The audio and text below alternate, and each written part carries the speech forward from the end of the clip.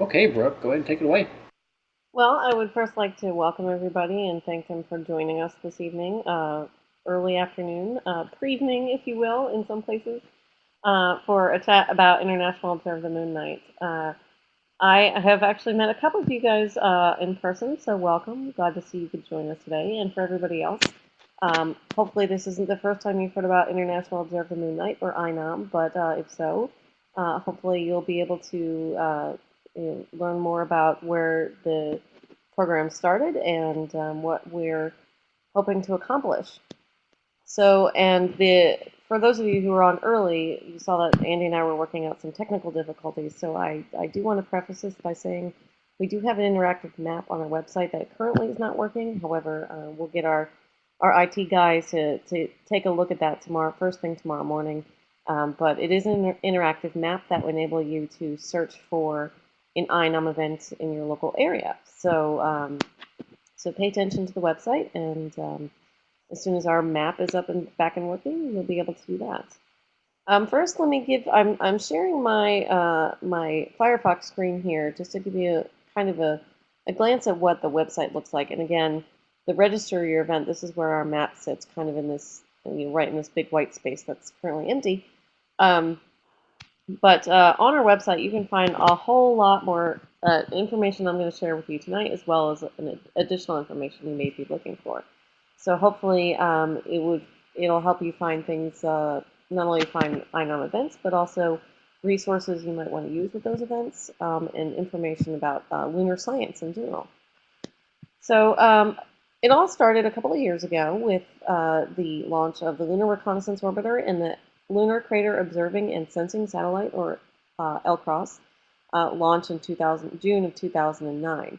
These spacecraft were linked together on one single rocket, so double your money, basically, where LRO was sent directly to the moon and reached the moon 4 days after launch.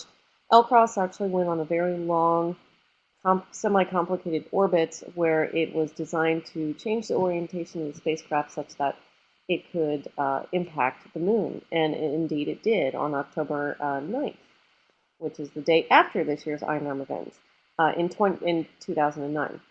But there was a lot of the moon was in the public eye. NASA's latest moon missions were very popular at that time, and so we decided to celebrate the success of these missions, of their launch and arrival at the moon, by hosting public outreach events. So they were kind of bi-coastal, but they were held on the same night, and this was under the umbrella of International Year of Astronomy.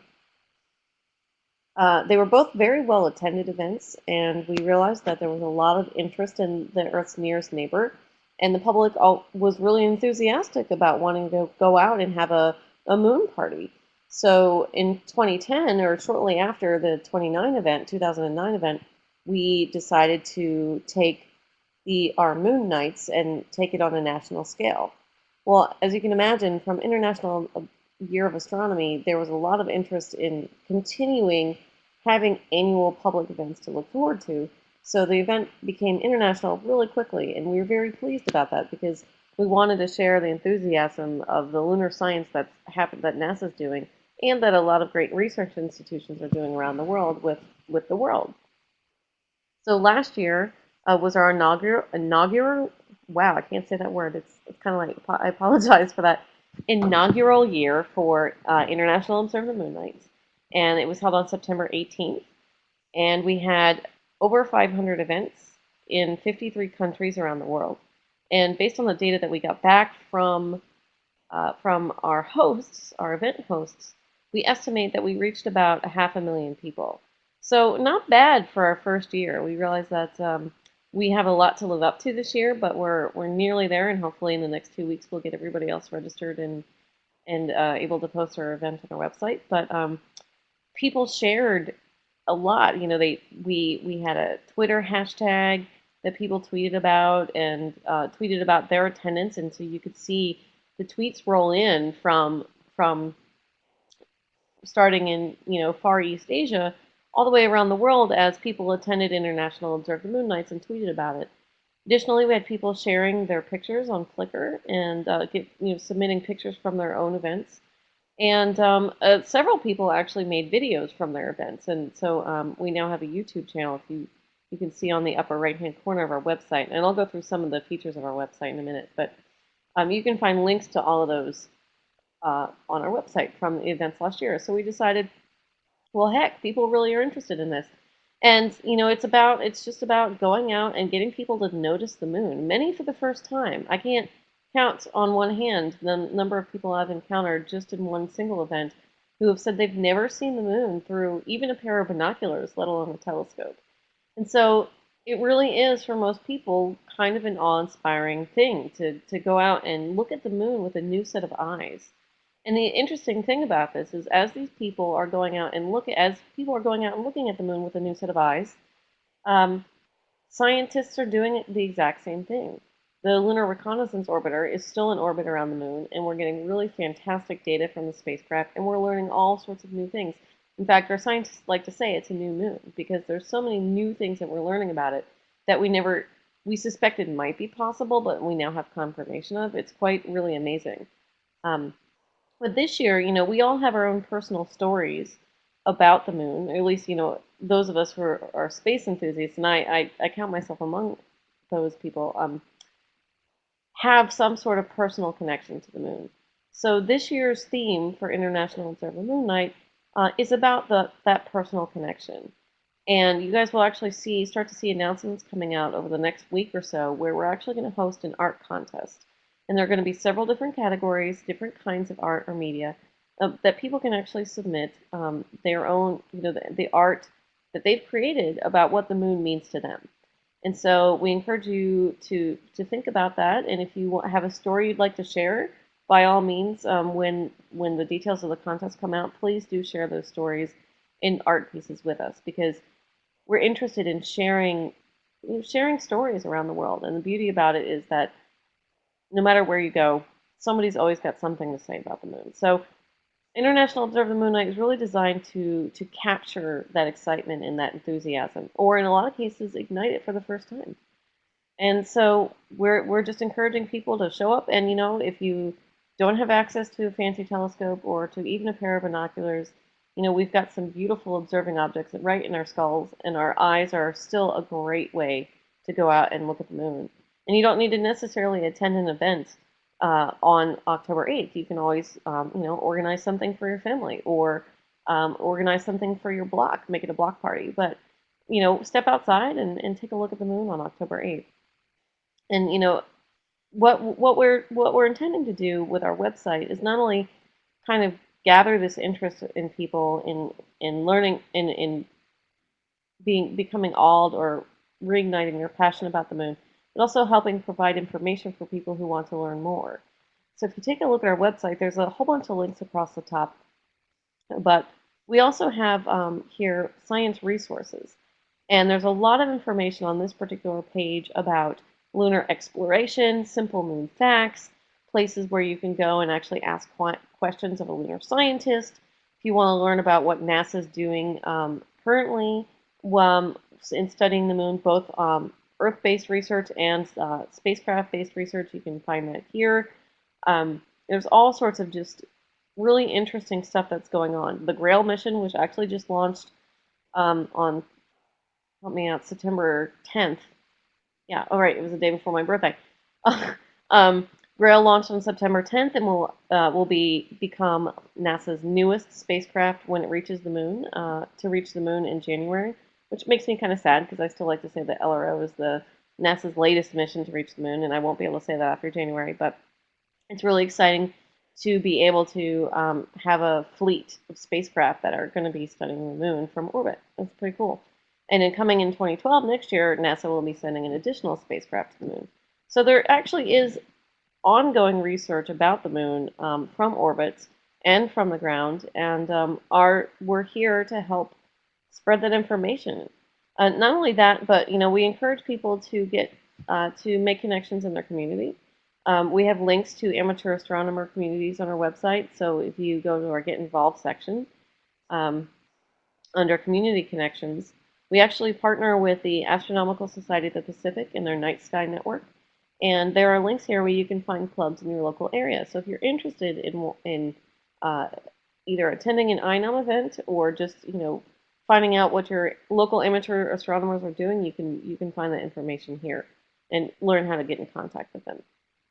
And I'm kind of all over the place, but there's just so much excitement about International Observe the Moon and about the moon in general that I hope that I can share it all with you. Let's see what else. If you're an educator and you want to host an event or you want just activities for your classroom, you can go to the activities section, and there's a list of different kinds of classroom lessons here. Each one of these link to either a classroom lesson or resources, or in some cases, the Moon Zoo, which is a citizen science project. That's an online project where people can go and actually analyze data from the Lunar Reconnaissance Orbiter camera. So that's the camera that's on board the spacecraft and aboard in orbit right now. And our scientists need help. There's so much data coming back from the spacecraft that they can't analyze all the data themselves. So we're asking the public to help with that. So that's a really interesting project. I really wish that I could show you the map because we do have well over 350 events registered so far, and a lot of them are in the United States. So if you're joining us from the United States, again, once our map is up, you can click. It's like a Google map. So if you were to see a Google map with a bunch of different labels, that's basically what it looks like. But everybody who's registered with us has actually provided some more information about their event, either a link or a person, a point of contact. And an address so you can actually find an event near you. I want to just take a moment to talk a little bit about how you can share not only information or your personal stories or your art about the moon, but if you actually do happen to attend an event this year, we're looking for people to share their pictures and videos and blog links through our social media. So we do have a page on Facebook, and we have our hashtag is Pound Moon Night, and actually you can see that on our Twitter feed here. So if you are talking about International Observe the Moon Night, go ahead and use the hashtag. If you want to correspond with somebody on the International Observe the Moon Night team, you can at us, at Observe the Moon, and Sir Andy here actually runs our social media feed for us, so I kind of gave that secret away, but um, if you had a question or you wanted to just mention us, in your attendance, that'd be great too. But basically, the idea here is not to stifle people and not to say, in order to participate, you have to have a fancy pair of binoculars or a fancy telescope, but that you can, like I said, just walk outside your door and look up at the moon and notice it maybe for the first time. And it doesn't necessarily have to be on October 8th, but know that on October 8th, many people from all around the world will be going out and looking at the moon, and it's a really cool thing to know that that you're not the only one doing it that day. That there are tons of other people all across the globe who are doing the same thing, and I'm pretty thrilled about that. I think it's a pretty neat thing to see happen. So I'm going to stop talking now and see what questions we have. Yes. Why so close to Astronomy Day, and any thought about moving one of them so they don't compete? Yes, I can imagine that it would be hard to host two events in successive weeks. And that's a good question. We actually are this year and last, we ran up against some scheduling conflicts. So next year, what we're going to do is actually pre-select a series of potential dates and put it to a vote. So you'll see on our website after this year's event and after we see all of the stuff coming in, hopefully from this year's INOM, that we're going to have a vote not only on the date for International Observe the Moon Night, but also on the theme. So we have some ideas. We've been thinking about some ideas, but we really want to know what people are interested in participating in. So we'll make sure that when we pre-select those dates, that they're far enough away from things like Astronomy Day. Okay, so Edith has a question about evaluation. There is an official form, and let me show you where you can find that on our website. There's actually a link on the What's New. If you are participating or hosting an event, we have set up evaluation forms, and hopefully you guys can see this. This is our web portal for the evaluation tools. So there's a series of tools here, and as well as instructions. So what we're asking you to do is, if you're going to, we do encourage people to get information from their visitors, and it's not, this is not invasive information, just basically how many people attended and how long they stayed at your events. And there are, excuse me, there are short forms and long forms. But if you're hosting an event, you can register your event within this portal, and that will give you a unique ID. And that ID will be used on any evaluation tools that you turn in, so that our evaluator can actually know where it came from. So there's a visitor survey, and there's both a PDF form of these surveys as well as an online form. And then there's the visitor information card here. Let's see if it'll let me in. Okay, no, I didn't log in, and I don't have one for this year yet. I need to do that. As should everybody. Um, but so this portal is where you can actually get all the evaluation tools for International Surf and Moon Night. And what this does is help help you guys. We want to know what it is that you would like to see from us, what it is that you need from us. In addition to helping us know how many people attended events, and we can get an accurate count, hopefully, of people who attended INUM events across the world, because we're really interested in knowing how many people we're reaching and how many people are getting, are attending these events and getting excited about the moon. So it's kind of it's a two-way communication street, and this is a way for us to actually help us help you.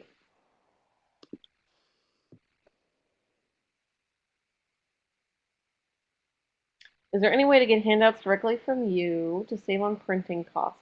Planetarium with zero budget. That's a good question, Andy. We because of we can talk about that offline, and Andy can give you my contact information. We don't actually have a lot of resources to give handouts to folks, but we'll see what we can do. Okay, let's see. Well, there will be live feed events on the web, and there's a section. Um, that's still in conversation. We may feed some of our science talks, at least from our event here at Goddard Space Flight Center. And I don't know if the folks at LPI will be live streaming any of their science talks. But it would be East Coast time, and our event starts at 7, so we would be streaming the science talk if we were to do it starting at 7:30. We still have to work out the details about that, but we would like to be able to share that. But again, we'll have to just make sure we have the technology in place to be able to do that. All right, let's see. So there's a tip here. Is there any way, or we promise people if they sign up ahead of time, they'll get priority if they have lines? That is actually a really great tip. If you are limited in the amount of amateur astronomers who are participating, that sounds like a really great idea, because that way you get an idea in advance of how many people to expect at your event. Any ideas for press releases? Diane, I'm assuming you're looking for text for a press release. If that's the case, we can help you with that. We are gonna for our Goddard event, we'll be releasing NASA will be sending out a press release about International Observe the Moon Night, so we can work with you on that.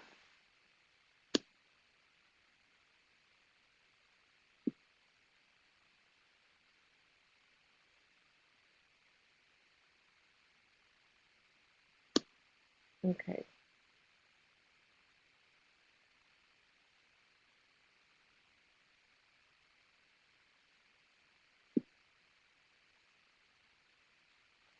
Are you associated, coordinated with the MyMoon website?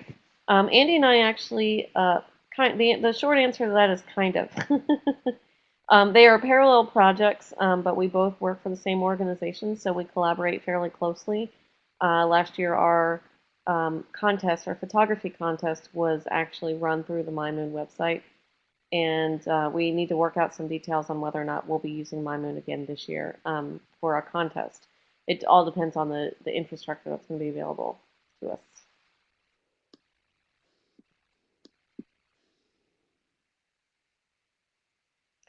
I don't look comfortable. I'm sorry.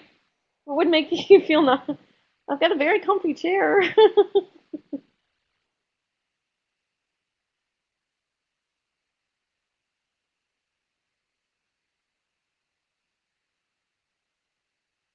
This is the theme of what does the moon mean to you, relating specifically to traditional Aboriginal moon still being emphasized. Yes, Chris, it is. And we include, when we ask people about their personal connections to the moon, we're also interested if they want to share their cultural connections to the moon. Um, that's something we realize in a lot of cases can be a sensitive topic. So we've left it up to individuals whether or not they want to share that kind of information.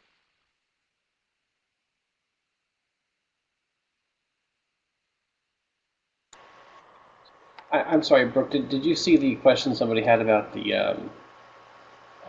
said I love the simple who, what, when, where form we had on the web, which I believe was like Let the me see. I loved your simple who, what, when, share where flyer. form you had on this. Yes, I can show you where that is. On our website, if you go to the Get Involved tab, and the third link down is the Host an Event tab. So this is the, I'm sorry, the who, what, when, where, why is the advertising flyer. Yes? So under the event materials, and you go under iNom kits, under the advertising materials, you'll find here the site-specific flyer. And Andy, I just noticed we have a typo. This is a flyer that's a PDF that enables you to fill in the information about your own event. And so it's basically you download the flyer, put in the text for your event, and then you can print it out and use it as you see fit.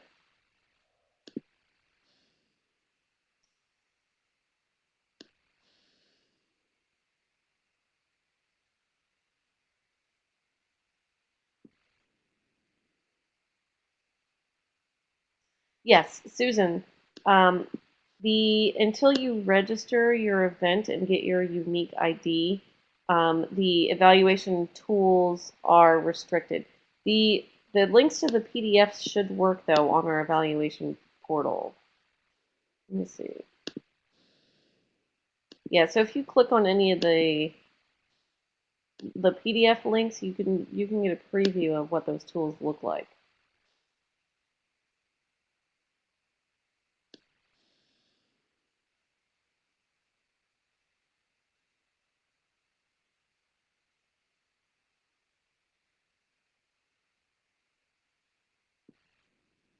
Thoughts on Apollo 18 movie? I haven't seen it, so I can't speak to that. There was no real Apollo 18 though. I can say that. Um, but I tend to shy away from scary movies. Leslie, you are more than welcome.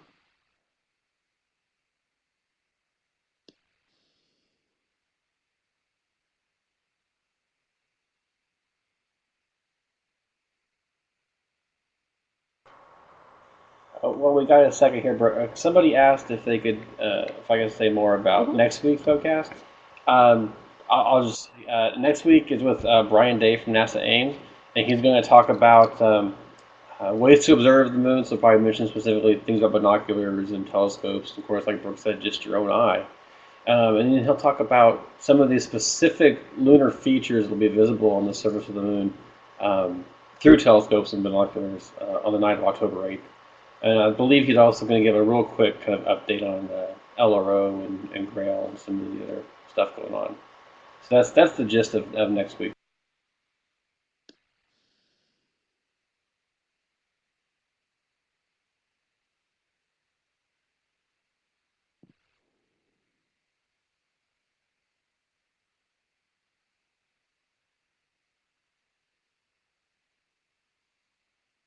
Lane asks if there are classroom kits. There aren't classroom kits, but the uh, the LRO education team is actually putting together classroom kits that will be available starting in 2012. So Edith, if you contact me, I can, when they're ready, I can let you know. They'll be on for loan. They'll be available for loan.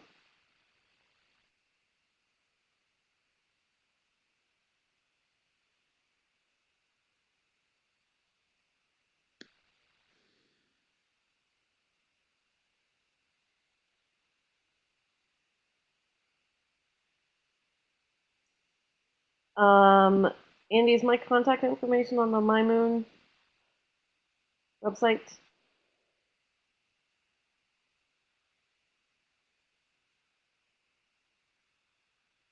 If not, I can provide it. No, it's not up there. We can put it up there for a couple of days, but then we'll have to adjust that web page for next week's um, webcast. And I can't type in the chat window for some reason. Oh, so there's a question about foreign language translations on the Basic Moon Facts page.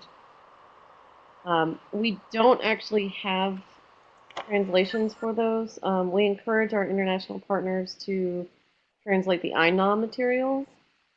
And I'm not aware of any Moon Facts translation pages that have the same information that are translated. The question is, there's another question about, is the goal always to have a waxing gibbous for INOM?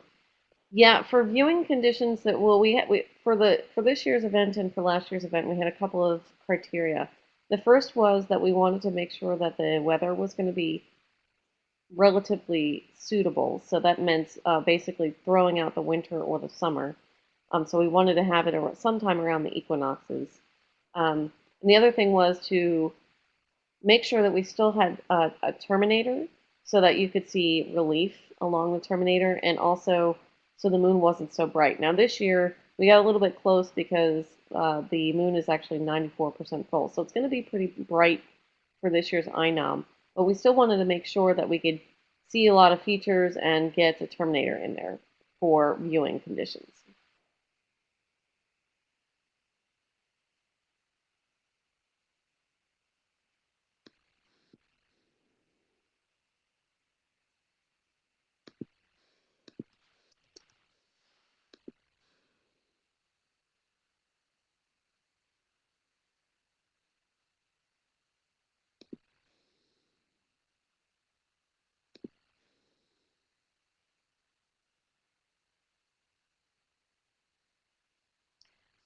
I do work on LRO. I'm the Education and Public Outreach Lead for LRO, so I work very closely with the LRO project scientists and are able to um, work with them to bring the science into public events like INOM and also other EPO programming.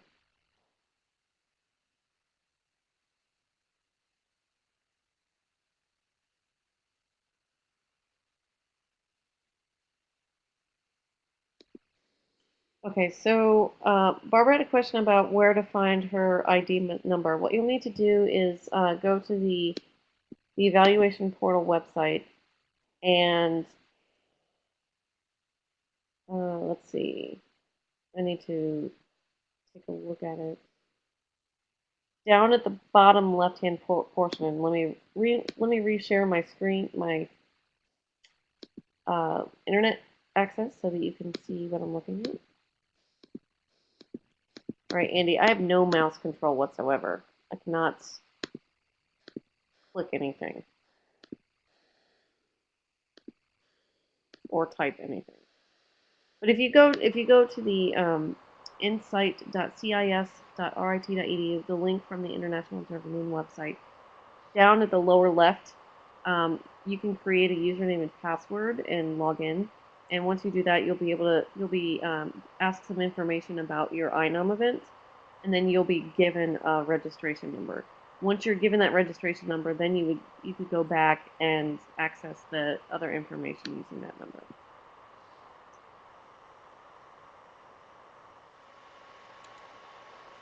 Thank you. The deadline to submit info on observing the moon party if weather is day. Unfortunately, there is no rain date for International Observe the Moon Night. A lot of people tend to go forward with their event anyway.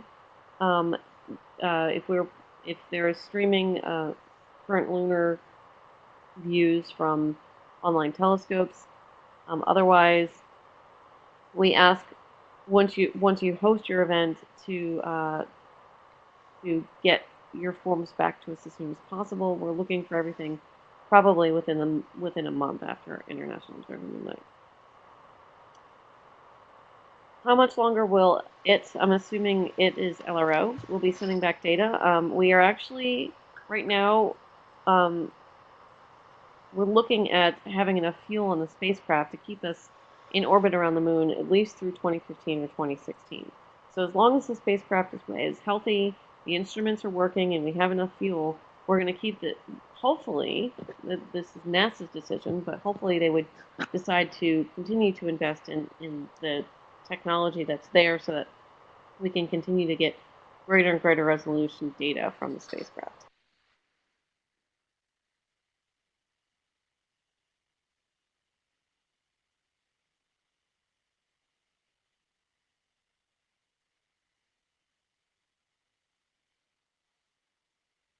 What's that? Were you able to get the mouse control back, Brooke? Were you able to get the mouse control I back? Well, I don't know. Let me see if I can type in the chat. No, I can't. I can't type in the chat. The question is it true that LRO has sent back more data than all interplanetary spacecraft combined? Well, I don't know about that, but there's a lot of data. You sound like you're a follower of our Facebook feed, because we tend to post information about that on our Facebook feed.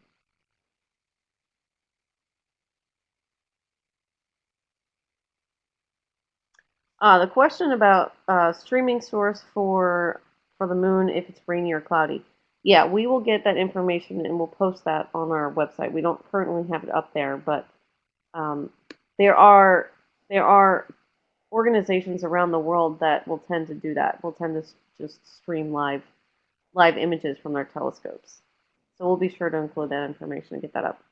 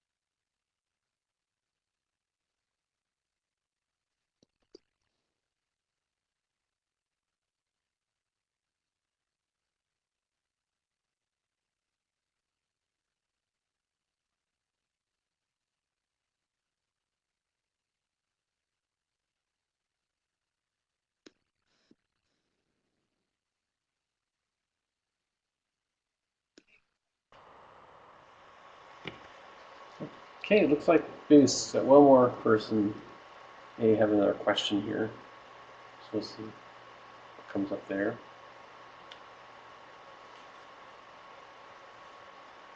Yeah, we had an interesting question come in earlier, but I think What? we'll wait Say again?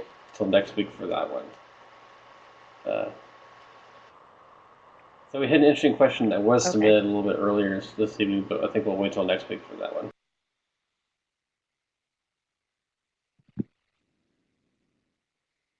Yes, we have given out the library kits.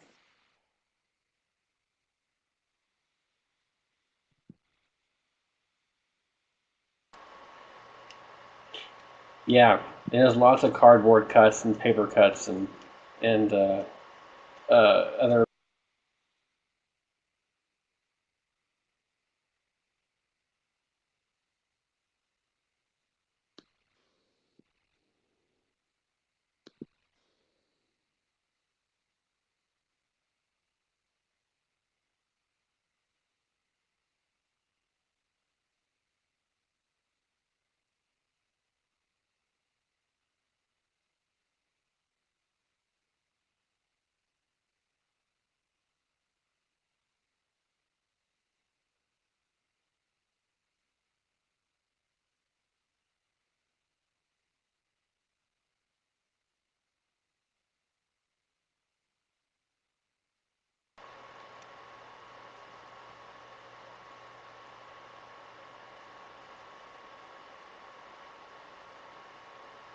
Okay.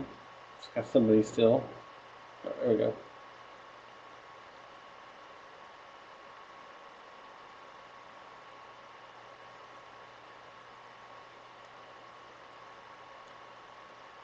I'm here. There's a question from Edith. Brooke, are you still with us? Okay. It's just good to know if you've frozen or not. Edith is Actually, asking. if you go to the Lunar and Planetary Science Conference 2011 website, there's a two-page abstract that has a real basic summary about last year's event.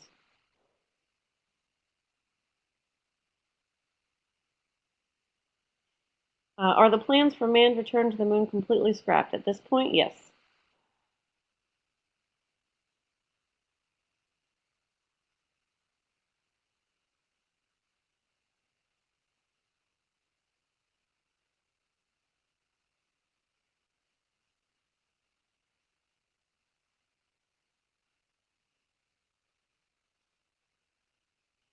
You'd like to know a little bit more about the contests. I agree with you, Planetarian. I'd be first in line, believe me. Sure. So actually, this year we're going to have, and I failed to mention the second contest. The first contest is going to be an art contest. It's going to be active on October 1st and run through, what did I say, November 5th, Andy? And so there are going to be a couple of different categories, and those are yet to be determined, but details are forthcoming. So the details about the contest will be out in the next week or so. Um, but this is basically a contest to encourage people to share their art. So, the art may be in form of actual artwork or maybe poetry. It could be a graphic novel. Again, there will be different categories. But the people will in the app. It's all centered around the theme, which is what does the moon mean to you. So any art that gets submitted, we're asking people to to to express themselves in what the moon means to them. The voting will occur by public vote, so it'll take place on our website, and so there'll be a winner for each category, and then once those categorical winners are chosen, there will be a grand prize winner selected. And we're still ironing out the details of the prizes, but they should be pretty cool, and so hopefully people will want to participate. The other contest we're going to have is we actually I misspoke when I said all of the kits are out because we did reserve one. Now will be a stateside contest for the most well attended INOM event held by an amateur astronomer organization. So, an amateur astronomy club, a member of the Night Sky Network, and there are legal reasons why we can only make it. We have to limit it to the United States, but there is one kit available, and that will be the prize for that. That's basically will be requiring all the folks who are going to enter that particular contest to be an amateur astronomy organization and provide us back with the visitor cards from their event. And that's how we're going to tally the number of visitors who attend their event. So, again, within the next week or so, keep your eye out because details about both of these contests are going to be available on our website. Okay, wow. Let's see. Lots of questions. All right. Are there any basic PowerPoint presentations summing up lunar missions that are available for us to show to the public? Andy, I don't know if there's one that sums them all up, but there is, and if it's not on the website, it will be by the end of the week, a recent presentation that I was given to the Night Sky Network on lunar science results from the Lunar Reconnaissance Orbiter. And it actually does talk a little bit about LCROSS results from one of the instruments on our spacecraft. But that's under the science resource section. So let's see. I want to make sure I'm not steering you wrong.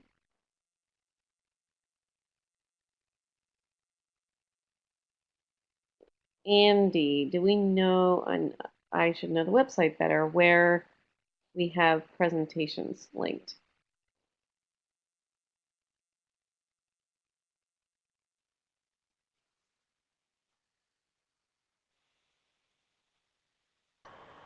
Yes. They are in. They're under event materials at the very bottom, Oh, great. The age range for the LRO including the one you did presentation, recently, Brooke. there are more details about the content in the presentation, but that is probably going to be at like the upper middle school to lower high school level. Um, let's see, and it's in a PowerPoint. Other materials to download for handout, a brief video or slideshow about the LRO and upcoming moon mission. Yes, we can answer that questions.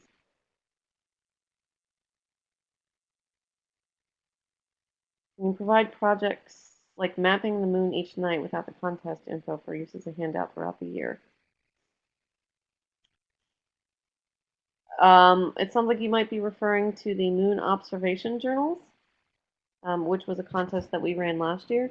We can certainly put up a non-contest language-driven version of the moon observation journals on the website.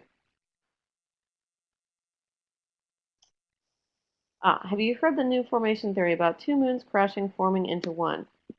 I have heard about it. I've not actually read the science paper yet. It sounds intriguing, and of course, science is an ongoing process. So, as we get new evidence from data that we collect, or we make new observations, we have to think about whether or not the current models that we have, the current hypotheses that we have for lunar formation models, and whether they still fit the data. And I think I'm gathering from what I understand, what little I do understand of what I've kind of heard third person from this new model, that it seems to fit the observations quite well. So it's on my list to do is to read that paper and learn more about where they're coming from.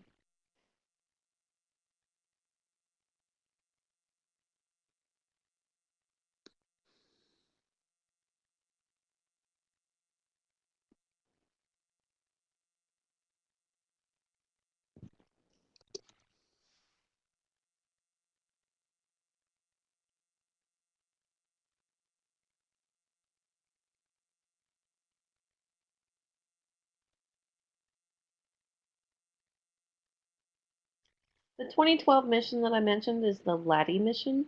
That is the Lunar Atmosphere Dust Environment Explorer, called LADEE, because we love our acronyms here at NASA. And actually, Brian Day, next week's speaker, is the Education and Public Outreach lead for that mission. So Brian can fill you in on all the details on what LADEE's going to be doing in 2012. But it's basically going to go up and study the lunar exosphere. So look for very thin area of dust and perhaps, oh, I don't know about volatiles, but dust on just above the lunar surface.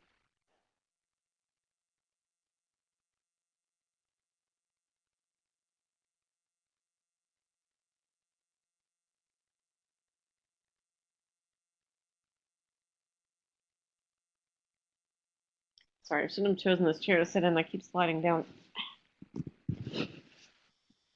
My husband calls this my captain's chair.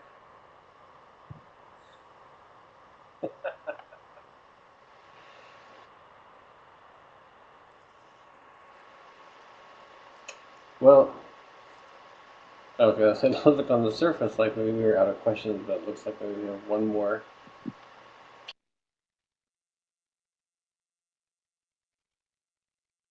Does China still have plans for a base? That's a good question. I don't know the answer to that one.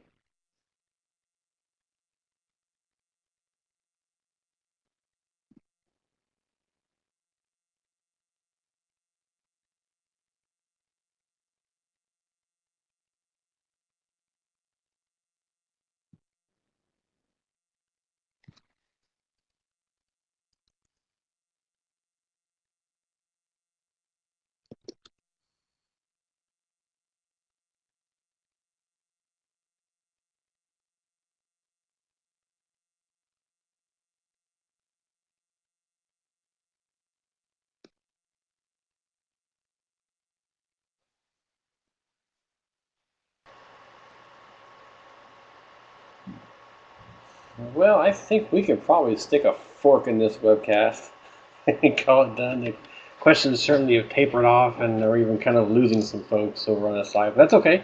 That's not a big deal at all. I think it just means, Brooke, you did a thorough job of explaining INOM and what it's about and what we're hoping to do this year.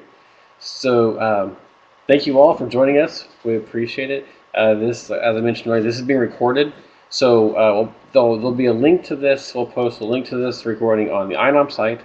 And we'll also post it on the MyMoon site. And I'll also send an email around to uh, the INOM listserv that you've been getting a few emails from me past 2 weeks. I'll send one out to there as well. Just so you know, the link to this recording will be under multimedia, webcasts, and videos. So you'll be able to find it on that page probably by the end of the week, just as soon as I can get the link from the good folks at NASA Ames. So thank you, Brooke, very much for joining. And again, thank you all for joining us, and hopefully we'll see you all next week. Again, same link as it was for tonight, and we'll be talking to Brian Day. So if you got the link from the MyMoon website, go back to that page, and you'll see Brian's picture up there and the info for connecting to his website. Or watch the Twitter feed; it'll be on there as well. The link to connect. So thank you all very much, and hopefully we'll see you next week. And if not, good luck with your events. And